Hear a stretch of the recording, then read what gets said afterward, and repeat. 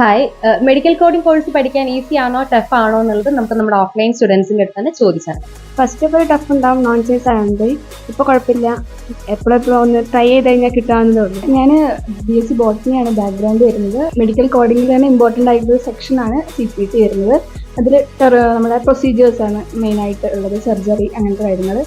ഓരോ പോർഷൻ എടുത്തു കഴിഞ്ഞാലും അതിനനുസരിച്ച് എക്സാംസ് ഉണ്ടാവും. അപ്പോൾ ആ ക്വസ്റ്റ്യൻസ് ഒക്കെ നമ്മൾ പിന്നെയും ചെയ്യുമ്പോൾ നമുക്കത് നല്ല രീതിയിൽ ചെയ്യാനൊക്കെ പറ്റും. ഡെയിലി പ്രാക്ടീസ് തന്നെയാണ് മെയിനായിട്ട് ചെയ്യുന്നത്. പിന്നെ അനാട്ടമി നന്നായിട്ട് അറിഞ്ഞിരിക്കുക, അപ്പോൾ നമുക്ക് നന്നായിട്ട് CPT ക്വസ്റ്റ്യൻസ് ചെയ്യാൻ പറ്റും. ഞാനിവിടെ വരാനുള്ള ഒരു ഇതെന്ന് പറയുന്നത് എൻ്റെ വീടിൻ്റെ അടുത്തുള്ള ഒരു കുട്ടി ഇവിടെ പഠിച്ചിട്ടുണ്ടായിരുന്നു, അൻസ. ആൾക്കും പെട്ടെന്ന് തന്നെ ജോലി കിട്ടിയിട്ടുണ്ടായിരുന്നു. വരുമ്പോൾ ഒരു ടഫായിട്ട് തോന്നിയിരുന്നു. എന്നാലും ഞാൻ BCom ആണ് പഠിച്ചത് ഫസ്റ്റ്. പിന്നെ ഈ സയൻസ് ഫീൽഡിലേക്ക് വരുമ്പോഴുള്ളൊരു മാറ്റം പിന്നെ റെഡി ആയിട്ട് വന്നതാണ്. അനാട്ടമി ഒക്കെ പഠിച്ച് റെഡി ആയിട്ട് കോഡിംഗ് ഒക്കെ ചെയ്യാൻ പറ്റും. എല്ലാവർക്കും പഠിക്കാൻ പറ്റുന്ന കാര്യമാണ്. ഇപ്പം 10ാം ക്ലാസ് പഠിച്ച ഒരു ബേസ് ഉണ്ടെങ്കിൽ തന്നെ പഠിക്കാൻ പറ്റും.